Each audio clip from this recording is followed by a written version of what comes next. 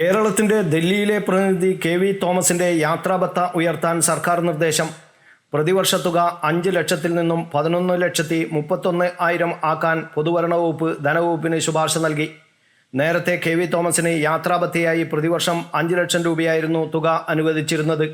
എന്നാൽ യാത്രാ ആവശ്യങ്ങൾക്ക് വേണ്ടി ചെലവാകുന്ന തുക 6,31,000 ആണെന്നും അതുകൊണ്ട് യാത്രാഭത്ത കൂട്ടണമെന്നുമായിരുന്നു കെ.വി. തോമസിൻ്റെ ആവശ്യം. ഇത് പരിഗണിച്ചാണ് പൊതുഭരണ വകുപ്പ് ധനവകുപ്പിന് ശുപാർശ നൽകിയത്. സംസ്ഥാനം കടുത്ത സാമ്പത്തിക പ്രതിസന്ധിയിലൂടെ കടന്നുപോകുന്നതിനിടെയാണ് കെ.വി. തോമസിന് യാത്രാഭത്ത വർദ്ധിപ്പിച്ചത്.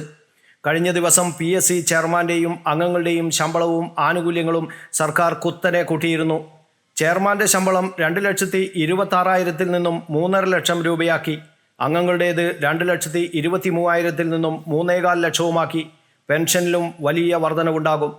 ക്ഷേമ പെൻഷൻ കുടിശ്ശിക, KSRTC ശമ്പളം മുടങ്ങൽ, ആശാവർക്കർമാർക്കുള്ള ശമ്പളം മുടങ്ങൽ, ഇതിനെല്ലാം കാരണം കടുത്ത സാമ്പത്തിക പ്രതിസന്ധി എന്ന് പറയുമ്പോഴാണ് സർക്കാർ ചിലർക്ക് മാത്രം വാരിക്കോരി നൽകുന്നതെന്ന വിമർശനം ഇതിനോടകം ഉയർന്നിട്ടുണ്ട്.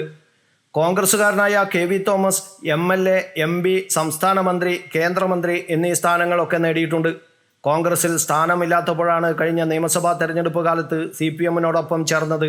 അതിൻ്റെ പ്രത്യുപകാരമാണ് ഈ വാരിക്കോരിയുള്ള യാത്രാഭത്ത. News bureau, Kannur media.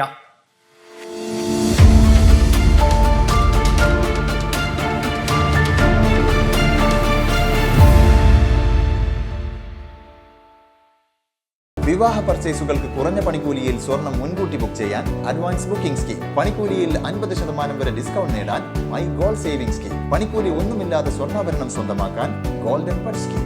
എന്നും വിശ്വസ്തയോടെ സ്വർണം സ്വന്തമാക്കാൻ ആരാധന ജ്വല്ലറി, കുവൈറ്റ് ആൻഡ് കണ്ണൂർ.